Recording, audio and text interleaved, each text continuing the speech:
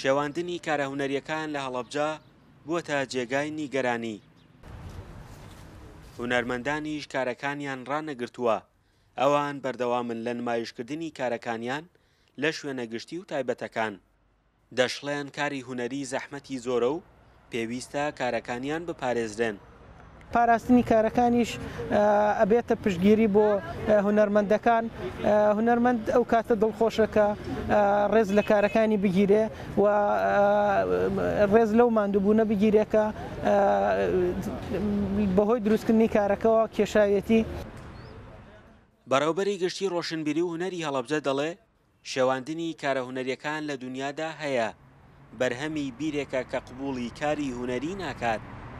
ڕانکاری لە فکرە با بڵێن کۆنتراست لە فکرە هەندێک جار ئەوە بەرهەم دێنە کە فکرێکی ڕەجعی هەیە، مەسەلەن تەخەبولی ئیشی فەنی ناکە، تەخەبولی ئەو جوانە ناکە کە لە پەیکەر و لە بواری شێوەکاری و لە تابلۆدا هەیە. بۆیە ئەم بەرکەوتێ هەدروست ئەبێ، ئەمە ئیسانیە، ئەمە ئەمتیدادە بۆ عنی مێژووی هەیە، مێژووی شێواندنی کارە هونەریەکان. ئەمە نەک لێرە لە زۆر وڵاتانە هەیە.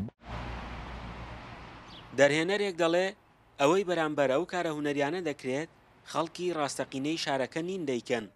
لە ڕووی هونەریەوە هەڵەبجە مێژووی هەیە.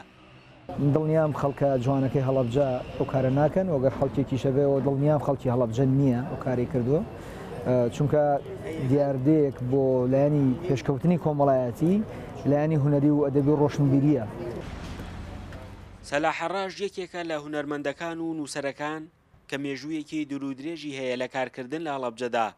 ئەو دەڵێ جێگەی کارە هونەریەکان و کوالیتی کارەکان پێویستە لە بەرچاو بگیرێن. بەشێک لە کاری شێواندنەکان لەلایەن منداڵانەوە کراون. کوالیتی زۆر دەورەبی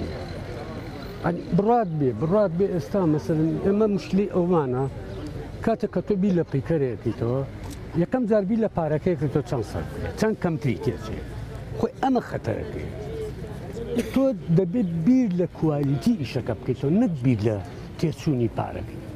مەسەلەن هیچ مانتقیتیانە تۆ پەیکەرێک ملیۆنێ دیناریتی. لە مێژووی هەڵەبجەدا هونەر و کارە هونەریەکان پێگەیەکی گەورەیان هەبوو و دیار بوون، بەڵام بێبەش نەبوون لە ڕوبەڕووبوونەوە. ئێستا لە هەڵەبجە چەندین پەیکەر و کاری هونەری و تیپی شانۆیی هەن، بەڵام ساڵانە کارە هونەریەکان بۆ کاری جیاجا بەدەر نابن لە زیان و تێکدانیان. هونەرمەندان دەخوازن ڕێز لە کارەکانیان بگیرێت. فەرحان هەورامانی، دەنگی ئەمریکا، هەڵەبجە.